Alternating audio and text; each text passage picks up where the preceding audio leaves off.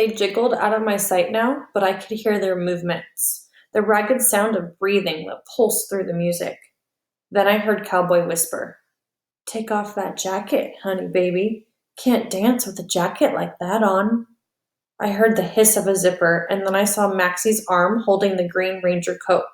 He swung it the way the striptease artist that Kurt and I had snuck in to see at the Pussycat had swung her long white gloves before she threw them into the audience. The jacket landed against the bars of the other cells. I jammed my head against my cage so I could see.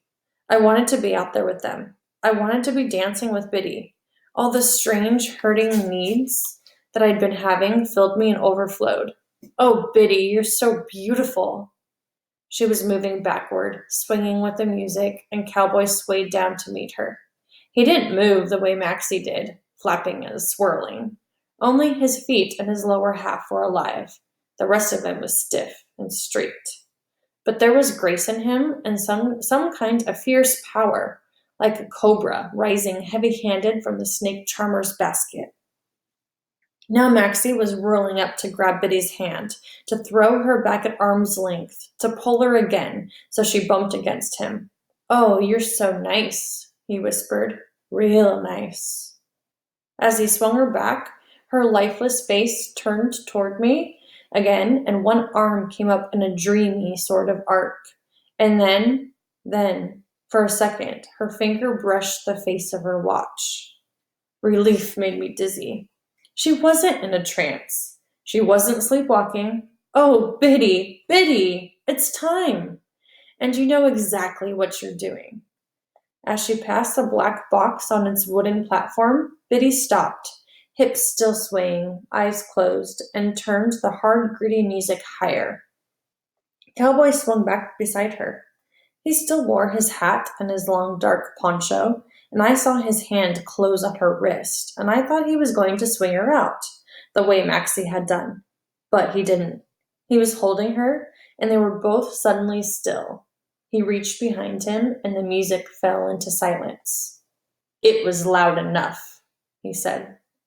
Biddy's voice faltered. I couldn't hear. I like that song." "You could hear." Maxie still twitched to the remembered music. "Hey, man, what did you turn it off for?" He was behind Biddy, his hands sliding over her shoulders, down her arms. "I sure do like you a lot," he murmured. Cowboy grabbed his arm. "Listen, you moron. Little Miss Ranger's smart. She's cooking something."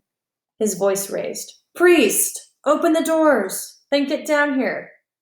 The bars rasped apart. "Watch him," Cowboy said. The him was me. I didn't need watching.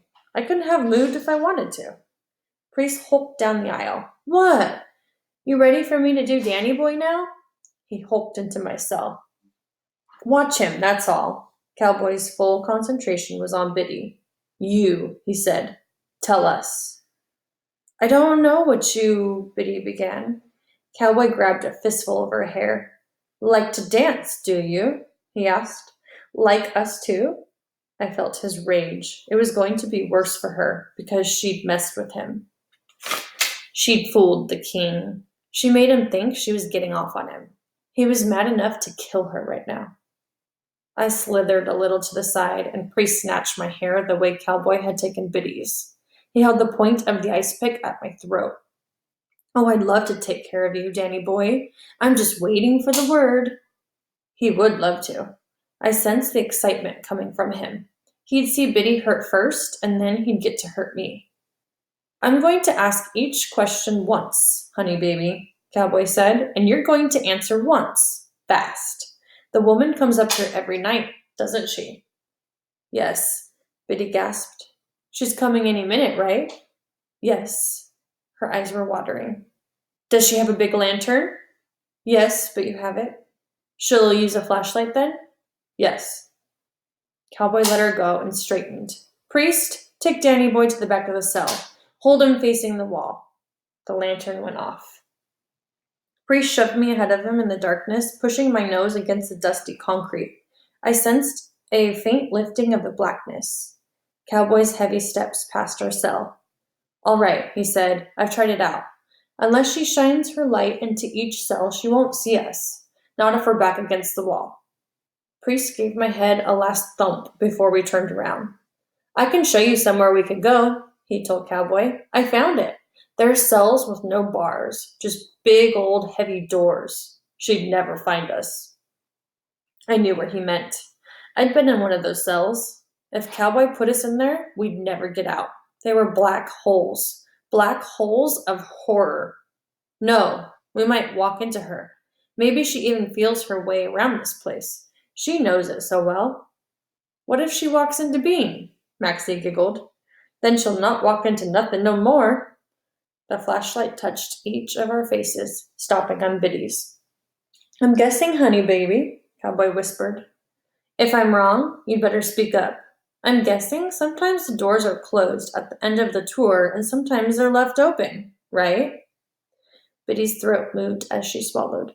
Yes, she whispered. Cowboy smiled. I could see that rage had died in him. He was Mr. Cool again, king of the outlaws. We'll leave them open. They make too much noise. Maxie, you go in with Danny Boy. Priest, you take her. Come on, Cowboy, give her to me. Maxie leaned from behind Biddy and licked the side of her neck. I saw her shudder. I want no problems, Cowboy said. Do what I tell you. Biddy stumbled for the cell before anyone could touch her. Cowboy threw her jacket after her. Hide that book and the radio, Priest. I went to the back wall, far away from the hole my jacket was hiding. Maxie was still wriggling inside his clothes. I smelled the sweat on him. He stank like a dog that had just come in from the rain. Cowboy's voice was behind us. One sound, he said. One breath out of you, and you're all dead. That means the old watchwoman too, honey baby, whether it spoils our plans or not. I sensed his smile again, the pulling of the lips across those big gravestone teeth. Trust me. The flashlight went out.